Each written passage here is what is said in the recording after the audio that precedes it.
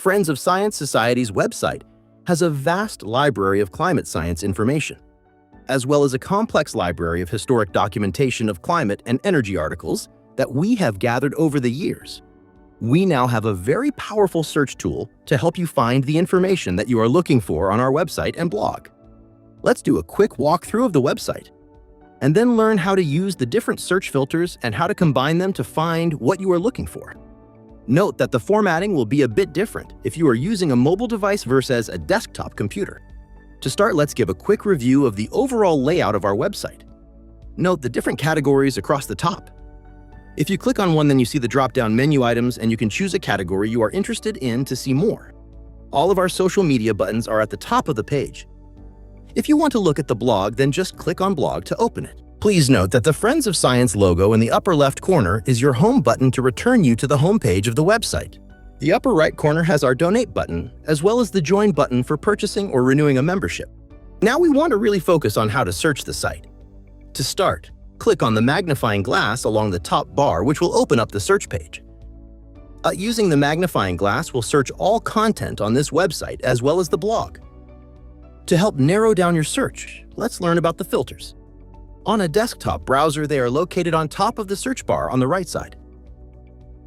While on a mobile device, the filter icons are located on the right over top of the search bar. Note that the three lines next to the magnifying glass will pop up the Donate and Join pages as well as the menu item categories. The filter icons allow you search by Andor, by category, by reading difficulty, by tag, and by date. Filters can be combined with each other, but we'll look at the basics first. Now let's navigate through the filters on a desktop computer. The first filter is the and/or search that looks like a box with arrows. The and/or search changes the parameters of the search from needing a hit on multiple words in the same content to any content containing either or any of the words. Let's search for content that contains the words hydrogen and fur fairy. As we input the words, you will see the reduced number of results found. Underneath the results found, you'll see the containing text that shows hydrogen and fur fairy. When we apply the and/or search filter, it turns orange, and we now see the containing text change to hydrogen or fur fairy, with our results increasing. This is a very powerful tool. You can also do any search with exclusions as well. Let's now exclude any articles with reference to fur fairy and see what results we get. Simply place a dash and the search term you wish to exclude, in this case fur fairy, and make sure there is no space after the dash. Now you will see that results have changed again, and note the text underneath the results excludes fur fairy. You can also exclude multiple terms at a time. Let's also exclude Canada. After the fur fairy, type Canada. Now you will see the results are reduced further. We can clear the search box by clicking on the magnifying glass again. Now we will have a look at the second filter, which is by category. When selected, the Pick by Category dialog box opens, and you can simply scroll and pick the categories you wish to search for. Let's look at past events.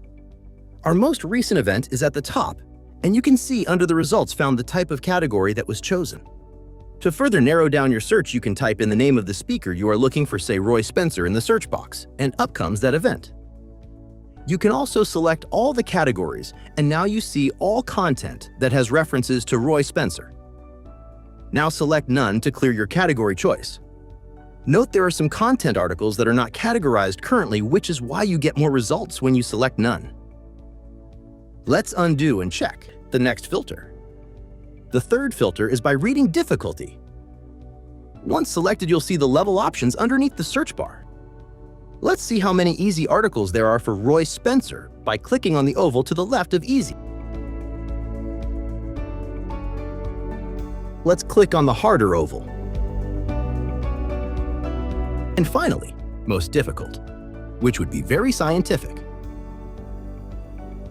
Note the summary of what you are searching is listed under the results found. Let's undo the filters and move to the next one. The fourth filter is the filter by tags. Here you will have the option of selecting content based on the content type you wish. There is PDF, external websites, reports, and peer-reviewed options. These types can also be combined with each other. Let's look at PDFs first. Keeping our Roy Spencer search, you can now see the number of PDF articles that contain Roy Spencer's name. Now we will clear Roy Spencer from the search bar, and you can now see a lot more results for PDF content. Let's now combine PDF with the external site option. The external site option indicates that the PDF is linked from an external website. If we now add in peer-reviewed, we have just a small number of results left. Let's just look at reports, only so we turn off the other options and just select report, and now you have just a list of reports. To narrow down our search, we can add in a category filter and choose the sun.